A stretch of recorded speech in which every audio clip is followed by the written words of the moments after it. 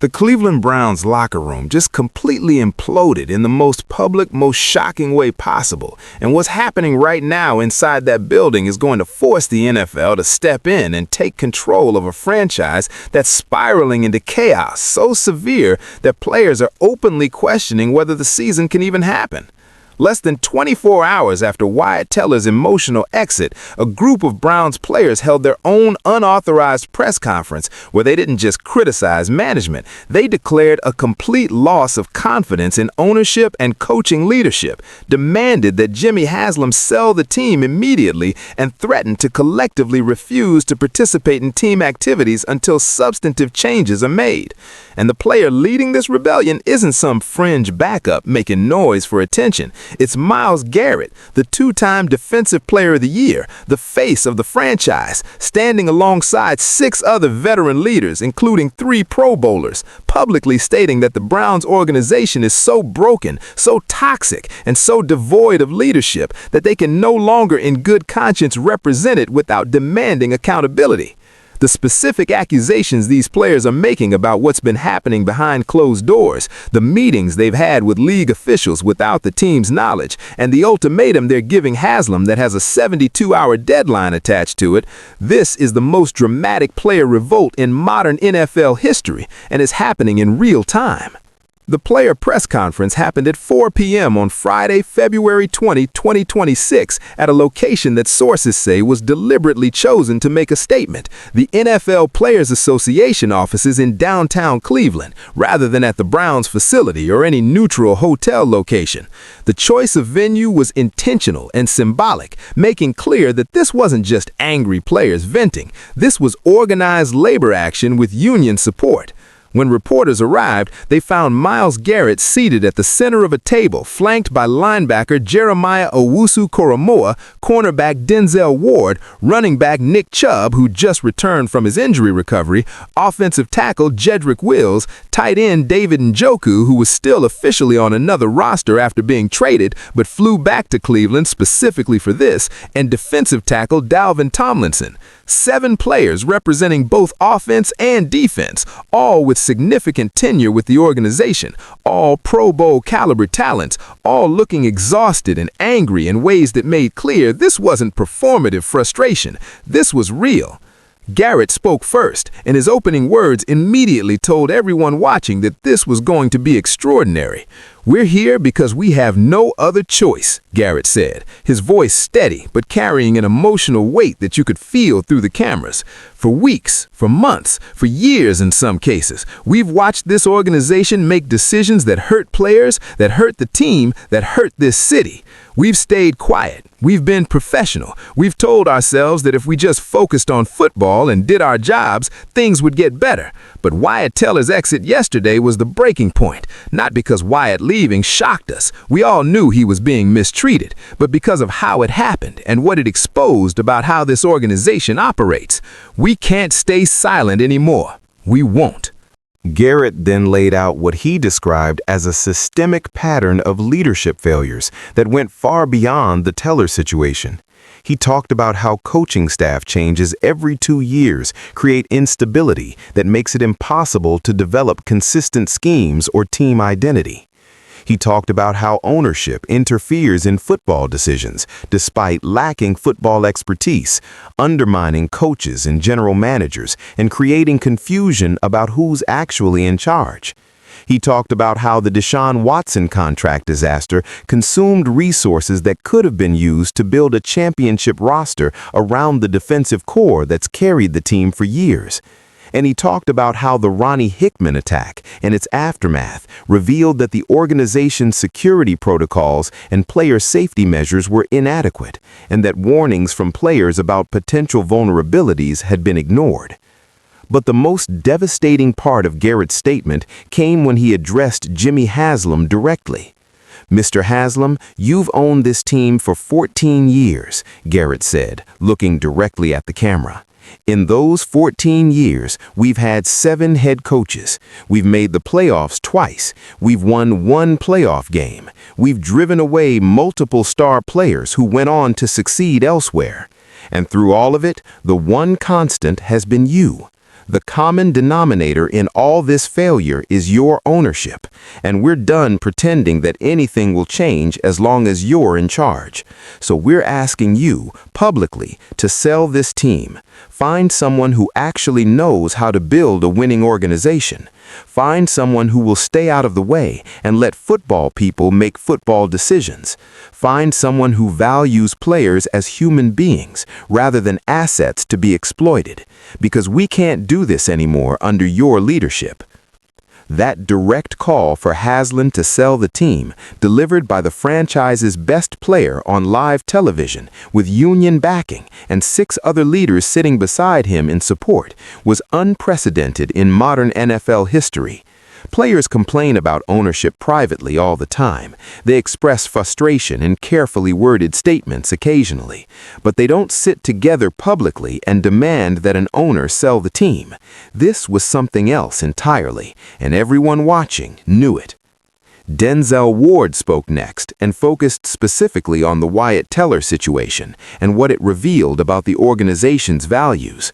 Ward described conversations he'd had with Teller over the past months, where Teller expressed frustration about how contract negotiations were going and how he felt the organization was using personal information against him.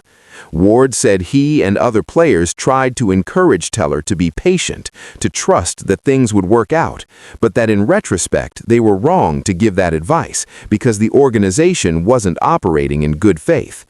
Ward then revealed something that sources had suspected, but that hadn't been confirmed publicly. He said that multiple other Browns players are currently in contract negotiations, where they feel the team is using similar tactics, personal situations, medical issues, social media activity as leverage to pay them less than market value, and that those players are now questioning whether to sign extensions or to leave when they have the opportunity.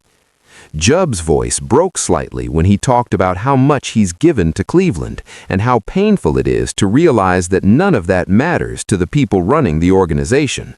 Jeremiah Owusu-Koramoah then addressed the coaching situation specifically, explaining that the constant turnover in defensive coordinators has made it nearly impossible for the defense to reach its potential.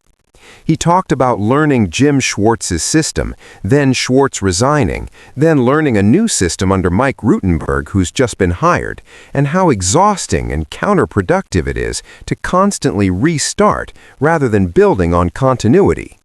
JOK said the coaching turnover is a direct result of ownership's impatience and meddling, and that no coach can succeed in an environment where they're constantly looking over their shoulder, wondering if ownership is going to undermine them.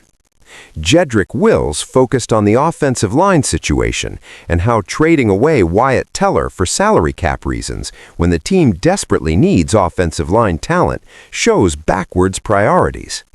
Wills explained that protecting the quarterback, whether it's Watson or Willis or eventually Shedeur Sanders, requires investing in the offensive line, and that letting a Pro Bowl guard leave while still owing Watson $90 million is exactly the kind of mismanagement that defines the Haslam era.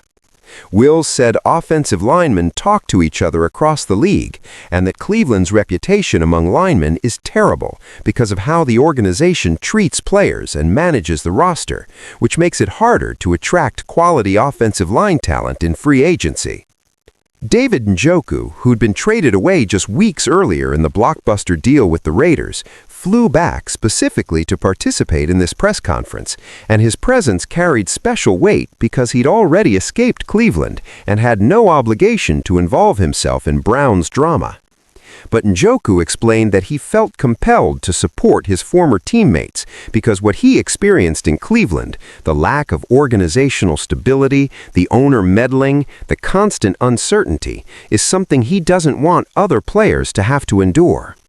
Njoku said being traded to Las Vegas was the best thing that could have happened to him professionally, because he's now in an organization that has its priorities straight and treats players with respect, and that the contrast between Vegas and Cleveland made him realize just how dysfunctional the Browns really are.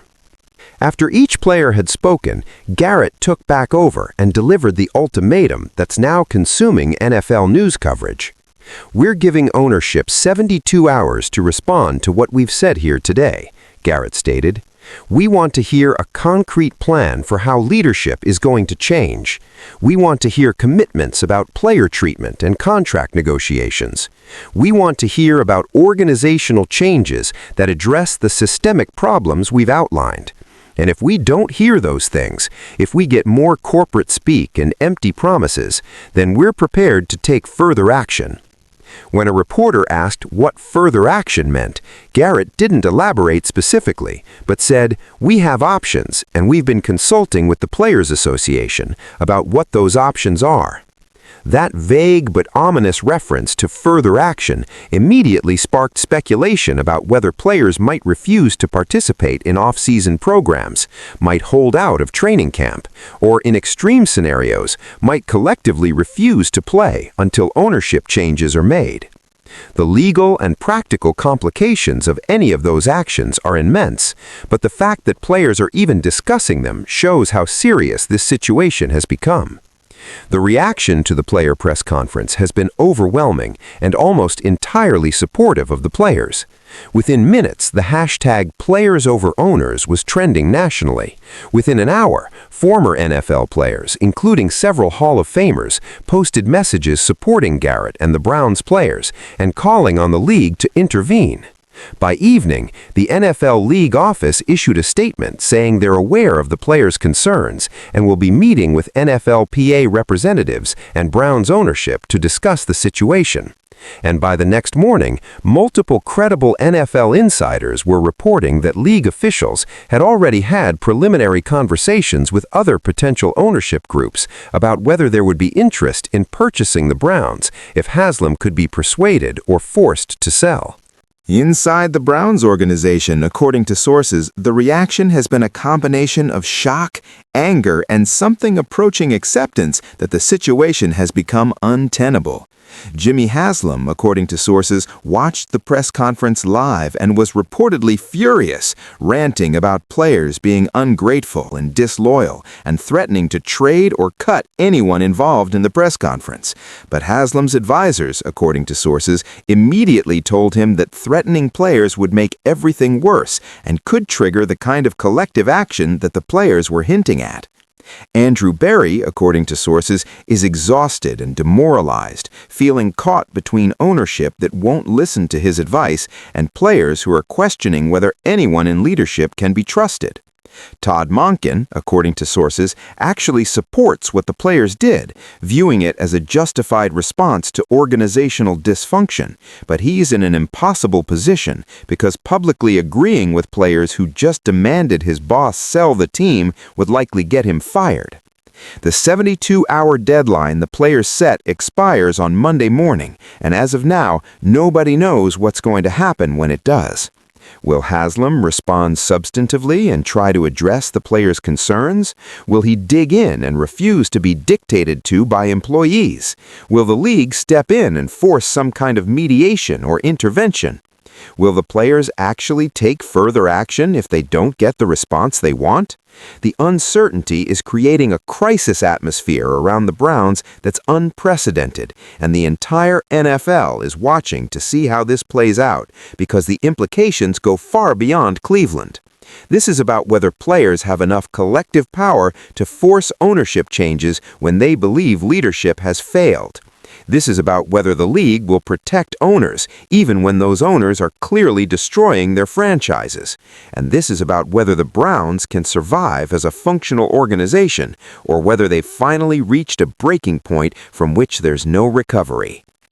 The Browns' locker room exploded with Myles Garrett and 6 leaders demanding Jimmy Haslam sell the team and threatening further action if substantive changes aren't made within 72 hours. The unauthorized player press conference with union backing represents the most dramatic player revolt in modern NFL history, and the league now faces a crisis where they must choose between protecting a failed owner or supporting players who've been systematically mistreated. The deadline is Monday morning, and nobody knows what happens next.